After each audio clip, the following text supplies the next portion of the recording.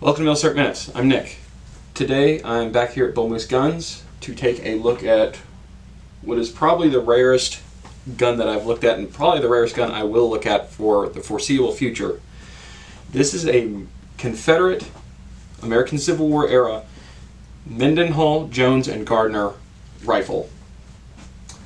Before we speak about the rifle, this rifle specifically, I'm going to talk a little bit about some of the challenges that were faced by the Confederate States of America during the American Civil War in terms of firearms procurement. So, 1861, the war breaks out. The Confederate forces seize many arsenals that are many federal arsenals that are located in the seceding southern states, and they get an influx of small arms that way that were already part of in U.S. Army inventory. Later on, they would start to get a hold of other small arms, such as British 1853 pattern Enfield rifles. But one thing that would always be a concern throughout the war was the Confederates would be trying to get domestic production of, or more local production of, small arms made or started up. And this would be a result of it. And with this, you'd see all these small little firms pop up and go away over the course of maybe a year or two, and none of them would ever really have any significant production numbers. This, in total, had a reasonably large number of rifles that were delivered. There were, I believe, and I'll give you the exact number, I believe 2,230 rifles delivered in total across 4 different major patterns of rifle, this being a Type 1, which is the rarest by a very large margin. But even then, we're talking about 2,000 rifles, which is chump change to the North that had all these manufacturing centers like Colt, Springfield Armory. All these manufacturers are. Civil War era stuff is one of my weak points, but I researched as much as I could in the time that I had to make a good video on this rifle. Now, I'm going to bring you guys in a little bit closer. We're going to talk about this rifle specifically, the history of it, and just, as I said, how exceptionally rare this rifle is. It took a little bit to get this thing into frame, although with its 33-inch barrel, it still seems fairly short for what I'd expect other rifles of the time to have been. Granted, like I said earlier, I'm not very familiar with Civil War era stuff, but I just knew that I had to brush up as best I could because I knew I was never going to see another one of these again, or get an opportunity to handle another one of these again. So, a little bit of background on the rifle. In 1862, North Carolina, or the state of North Carolina, put out contracts to 5 different firms to make small arms locally within the state to supply North Carolinian forces taking part in the American Civil War.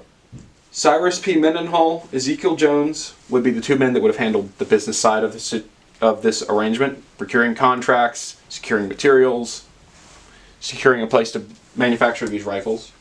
And Grafton Gardner would have acted as the plant superintendent.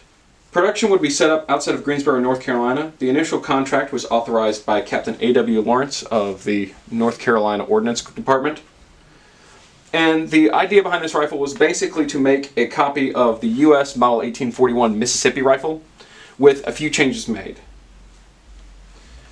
The contract specified that these would be 50 caliber as opposed to the 54 caliber Mississippi rifle. There would also be some made in 5.77, and then when you get to later production, you have all of the Mendenhall rifles would have been 5.77 caliber. Things notably omitted, though, were that the patch box in the stock of the 41 Mississippi rifle would not be present on these Mendenhall rifles. These were supposed to have iron fittings for the barrel bands. However, for whatever reason, Mendenhall, Jones, and Gardner just decided that they were not going to do that, and this has brass barrel bands and brass fittings. And then ultimately the agreed upon price at the beginning of the contract would have been $21. But as the Confederate dollar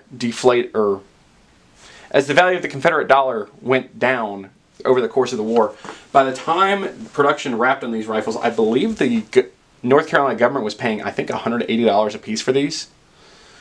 So, it shows that they had to print a lot of money. As I said, this is a Type 1 rifle.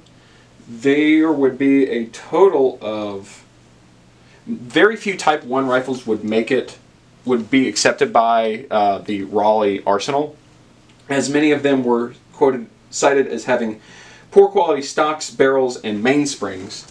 And it's one of the reasons why I'm not going to be cocking the hammer or showing you how this thing works. I was told very specifically, don't mess with the hammer, the trigger, the ramrod, or the barrel bands, or the sling swivels.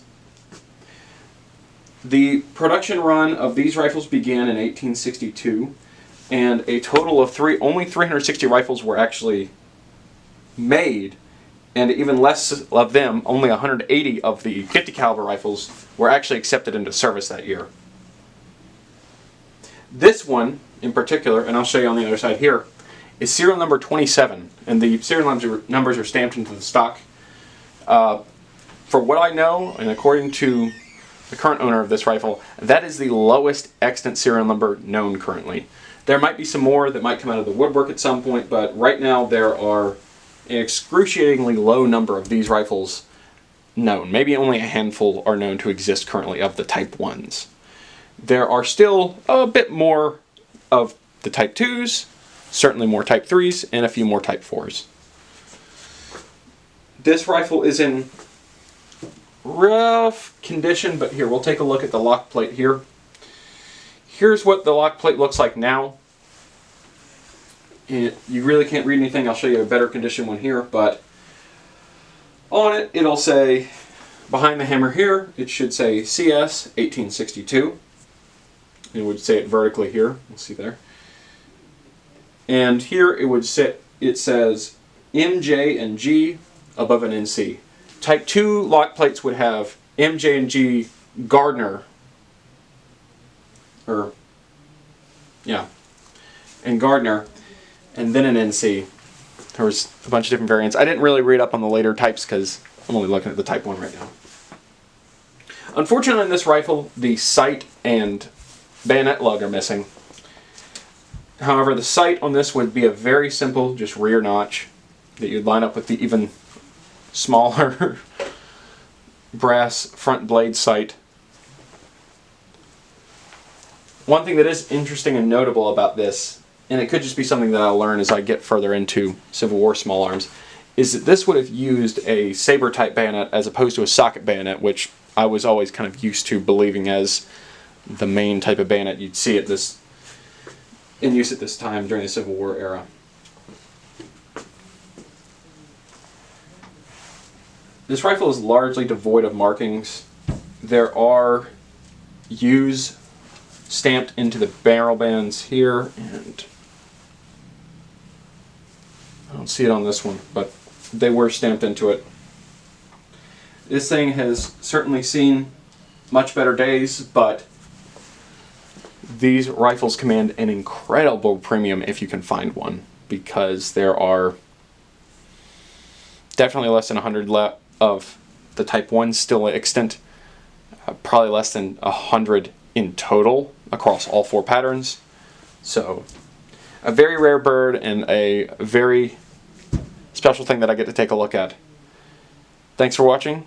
Be sure to check out Bull Moose Guns online, and I'll see you guys in the next video.